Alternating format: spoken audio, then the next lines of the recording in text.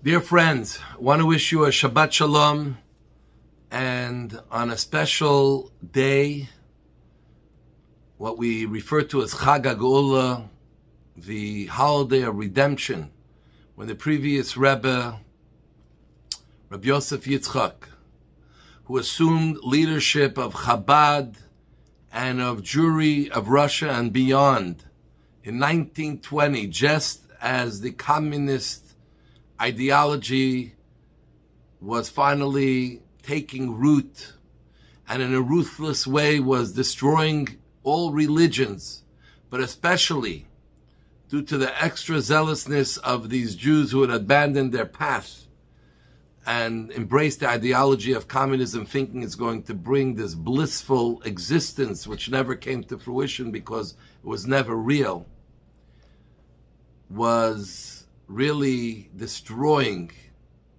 hundreds and hundreds of years of strong, deeply rooted Jewish life. And the previous Rebbe stemmed this decline by building an entire network of underground schools, shuls, mikvahs, with a small army of very dedicated people who put their lives on the line, constantly on the run, away from authorities, to keep this going. And the previous Rebbe, who was arrested in 1927, a few weeks later, due to God's great miracles and with intervention of many around the world, his sentence for death was commuted to exile for 3 years, and then 9 days later, on the 12th of Tammuz, he was let free. The only time the communist government ever let someone who was on the top of their list of counter-revolutionaries to walk away free.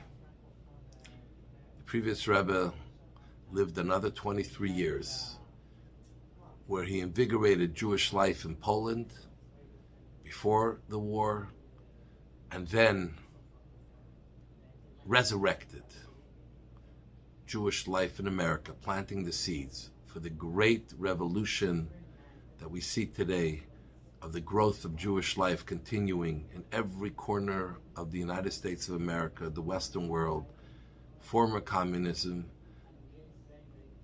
former Soviet Union, all over Asia, and places which never had a Jewish presence, Africa, etc., etc., etc. So it's a very special day. And this week we read the Torah portion of Balak. And Balak hired Bilam, this famous sorcerer, prophet, who had tremendous powers, godly powers, amongst the Gentiles, who used it all for his personal gain. And when Balak hired him to curse the Jews and get rid of them once and for all because they were encroaching on his land, Bilam complied, but he knew that his power came from God, and he would not go unless God gave him permission. And as the story plays out, we see some fascinating things.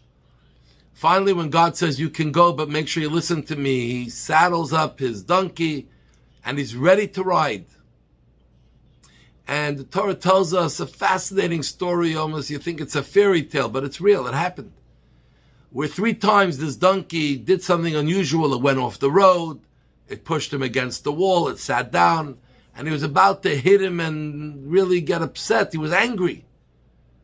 Until he realized, as the angel of God spoke to him, that the only reason the donkey did all these things is because he was being blocked by an angel.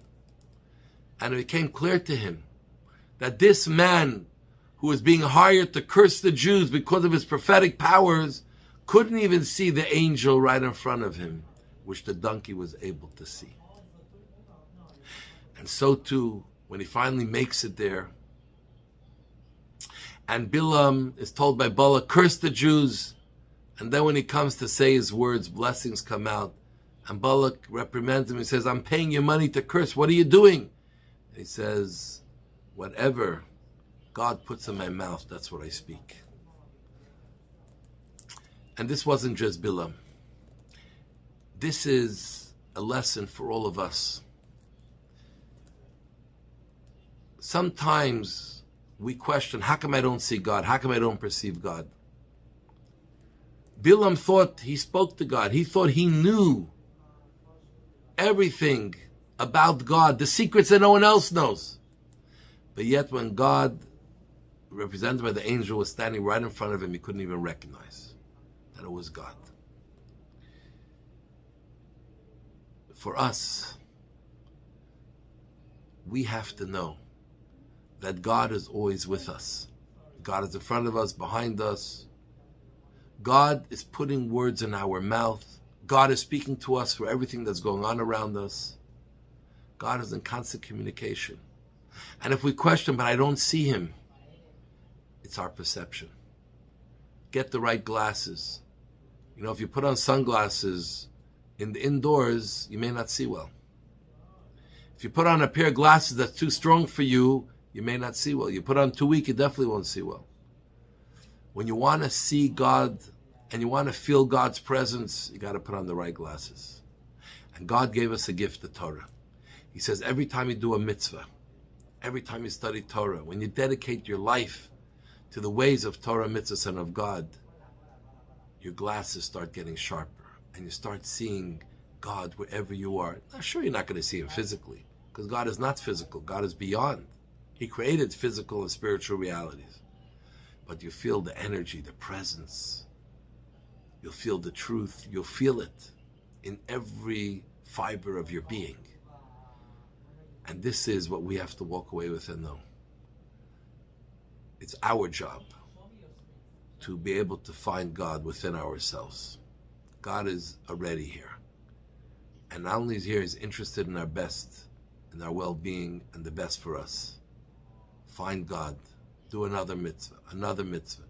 You'll be shocked to see how all of a sudden things fall into place. Things make sense. You feel wholesome. You feel connected.